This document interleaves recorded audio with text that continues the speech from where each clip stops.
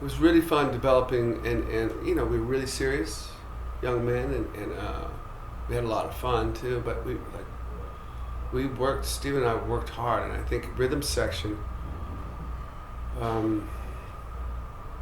You like to be a bass player. What I've noticed now, okay, so my daughter has a band, and I've seen a lot of new bands, and I've go out and tour and I play festivals. You see a lot of bands. I've seen a lot of, at this point in my life, I've seen thousands of bands.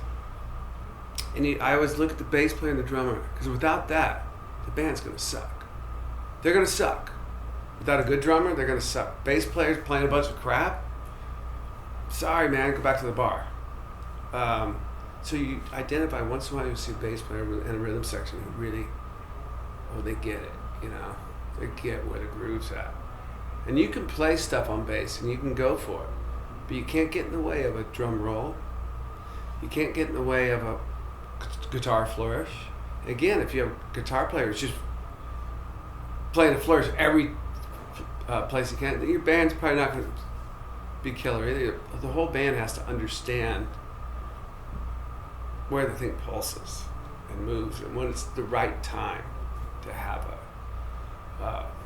break yourself off a little piece. But it's got to be a coordinated effort, and you have to throw your ego, and you're like, well, but I can play all. Yeah, that's great, good for you.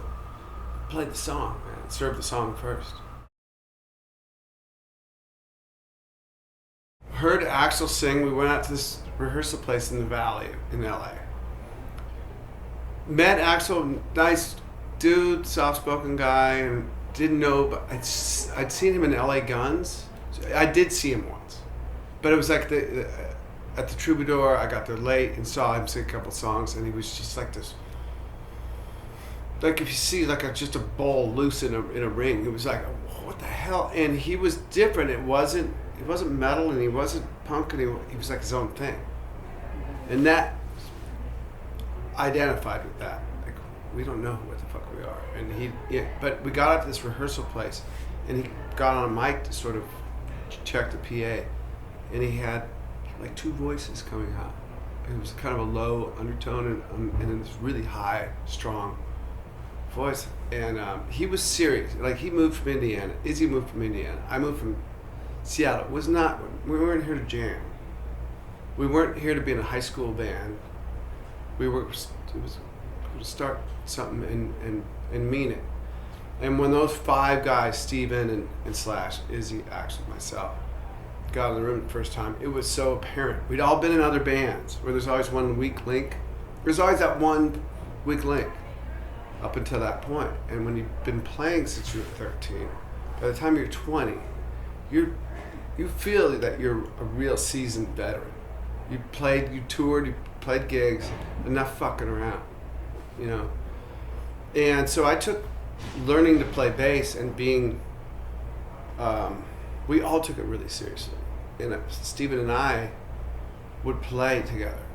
Like, we would have 2-a-day rehearsals. We just lived for it. And Steven and I would play to like Cameo to get Steven to get that groove. That's a drum machine. Basically, real behind, and that influenced.